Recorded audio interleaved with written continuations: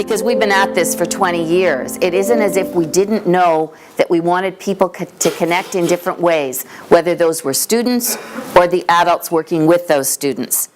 But as you pointed out, it hasn't become pervasive. And what's the reason why?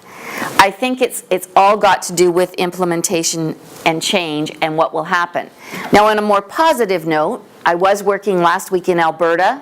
We asked a school district to come in and describe what they were doing. They had zero idea about this project, and they were just talking about how they were helping their system. I think I lost a slide. But the first slide talks about you got to be really clear about what teaching and learning looks like, and you've got to agree on it. And then you've got to build a collaborative culture that replaces compliance orientation. So that's what they're all about at this was in Calgary. And then develop and implement coherent, system-wide strategies that support the kind of teaching and learning that we want to see. So it's 3 simple steps. Be clear about what you want. Use the kind of collaborative support structures that will help people move in that direction. And make sure that they have the tools and strategies to help them do what needs doing. It needs to be powerful, but it needs to be simple if we're going to be able to diffuse. And I cannot do justice to this, but and I don't know if they based this on a commercial product or they created it in-house, but they seem to be using a couple of tools that are really quite helpful at what we were seeing as the wish in that first video. So this one is a tool that I believe the teachers use to communicate with students. And I can't explain it in any great detail, although I listened carefully, but it sounded really exciting. And it was all animated, and it was actually working on their system as they were describing it. And different ways in which students can post. So all of these things do exist and are being used, but once again, in pockets. And this was another example of a workspace where groups can come together and be doing their kinds of sharing. So it is happening.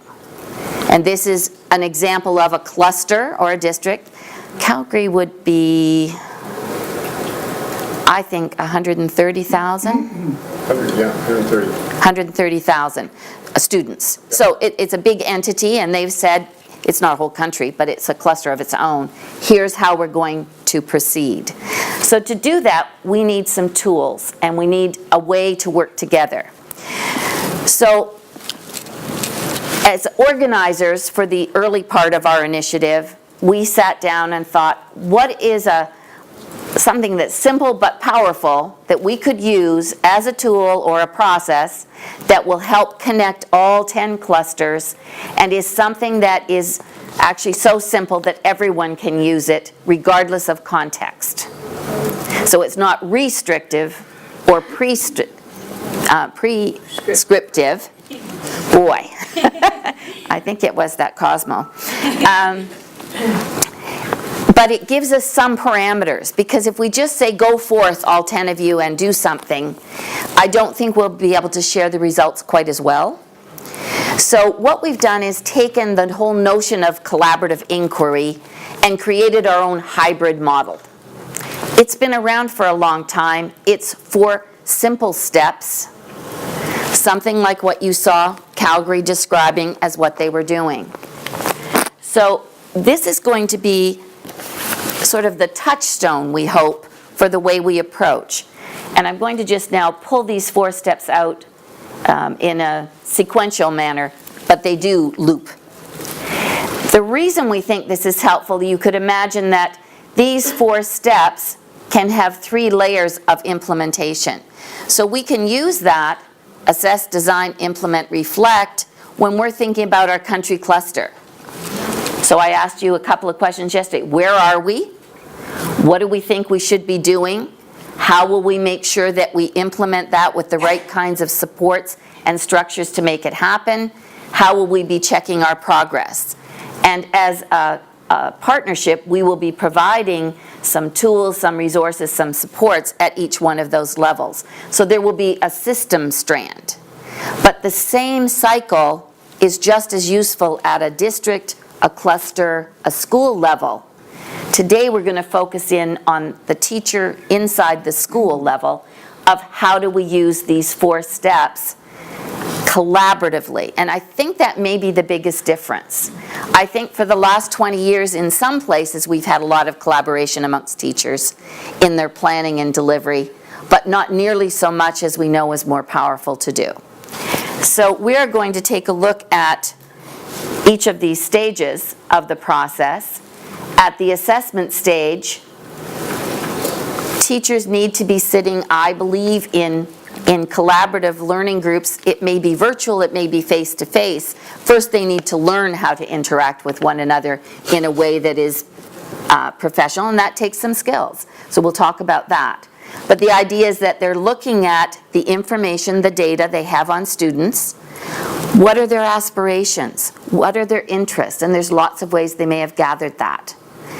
How do we know how our students are achieving currently on whatever skill sets are appropriate that we have to investigate? So a way of gathering all that information. What will we add to what's already happening from this partnership? Well, we're going to have a deep learning competencies framework that we've talked about, the grid, that will help teachers look at, if I want my students to move in their level of collaboration, that will give me some indicators of what collaboration is and what it might look like at different stages of growth. And that will help inform, as I look at my students, where they are, where we want to move. Also, we will have surveys, profiles, and student achievement data. Some of them we will, as a partnership, be providing for you, but there are many others that will be very helpful to you as well, and as people are learning from one another. And then setting those learning goals for the deep learning task. If you think of the video of the 2 little boys, they knew exactly what their task was. They knew what the success criteria for that task was, and they were able to be independent learners in carrying that out. So it will be a combination, but it's just that first phase. The second phase is we take all that information, including our state or curriculum standards, because we can't pretend those things do not exist. And from that, we want to design the learning. That's when one has to investigate a lot of models or strategies. We've seen some in some of the videos that we've looked at. Sometimes people are looking at inquiry, they're looking at project-based. There are many different ways that we can construct solid learning experiences. But what we're hoping to see happening here is that we will utilize at the beginning these deep learning task rubrics as a way to commonly, across all the clusters, have us start thinking about that deep learning competencies framework. So it's an anchor for our thinking, and I will let Max in just a few minutes walk you through how we do that in a really good way. At this stage, it is collaborative. It's not something we want people just, they go home and they do it at night, all by themselves. But there are many ways we could help them collaborate. It doesn't always have to be face-to-face.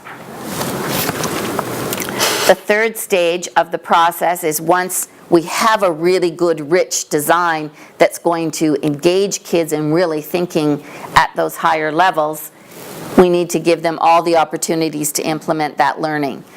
Teachers needing to be that guide, that activator,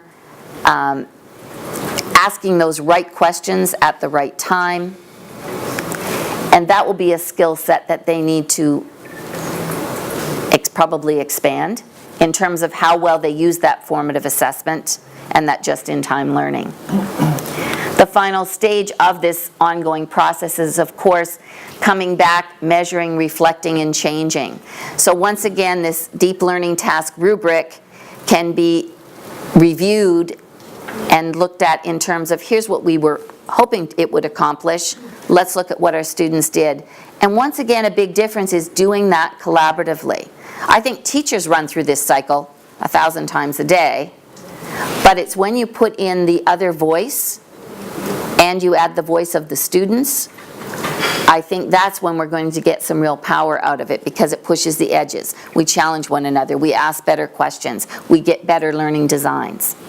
So that's just the flow of what we're going to work on over the next little bit.